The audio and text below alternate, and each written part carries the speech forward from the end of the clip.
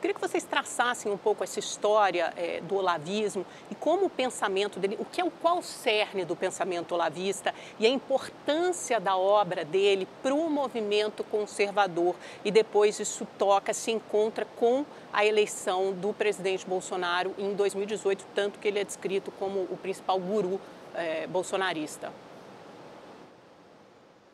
Olha, eu acho que a parte esotérica de Olavo é a parte mais interessante. Olavo participou de uma tariqa islâmica, ele escreveu de fato para a revista Planeta, ele conta a história interessantíssima dessa época de fatos paranormais, das coisas que ele via. Isso é realmente fascinante e isso produziu um diferencial que o Olavo tem, que ninguém mais tem, que é conseguir ver a sociedade a partir da ótica dessas sociedades secretas, que elas de fato influenciam muito na política mundial. Mas ele se opôs a esse tipo de coisa. Ele se converteu, na verdade ele nunca deixou de ser católico, ele era batizado e voltou à igreja, inclusive por influência do padre Paulo Ricardo. Não concordo que ele seja um ideólogo político, ele é um filósofo, os pensamentos dele, filosóficos, repercutiram politicamente e de vias, inclusive, muito tortuosas, né? Mas o principal do pensamento de Olavo de Carvalho é a sua filosofia, é o pensamento cultural dele. A parte política é só um dos efeitos possíveis. Ele abominava, aliás, professor Olavo, essa história de ser o guru do bolsonarismo, o grande, né, ideólogo, a grande referência do governo Bolsonaro. Ele dizia que teve pouquíssimos encontros com Bolsonaro e não se considerava absolutamente um guru do bolsonarismo. Se Olavo fosse... Eu acho até... não teria sido esquecido o bicentenário da independência. Flávio.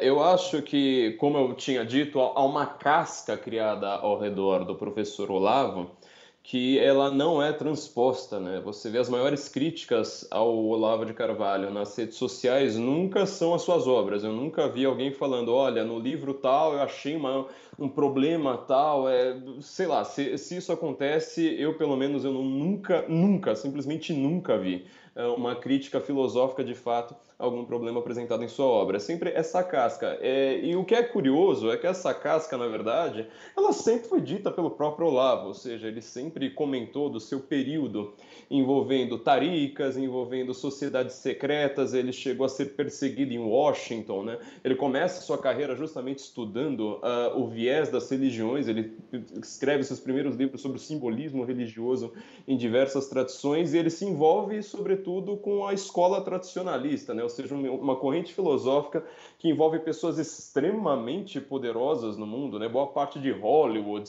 Ele teve contatos, inclusive, com pessoas, por exemplo, o roteirista do Roger Rabbit.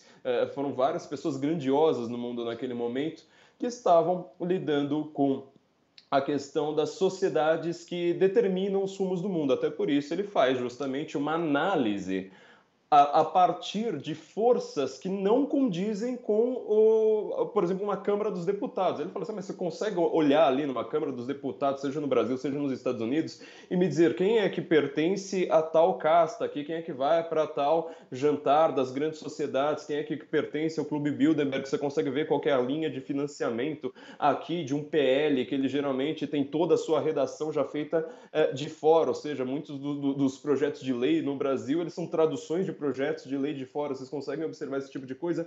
Então ele acabou sempre sendo um analista muito externo, e por conta de todas essas polêmicas que fizeram com a política brasileira recente, ele é encarado pela mídia como simplesmente um guru. Eu não vejo praticamente influência nenhuma da filosofia de Olavo no governo Bolsonaro, praticamente nula. Foram umas 2 ou 3 pessoas ali que gostavam do Olavo, que têm um pensamento filosófico a partir dele, mas que não puderam fazer absolutamente nada em relação a isso. Então, cria-se essa casca e acredita-se nessa casca sem nunca chegar até a sua obra.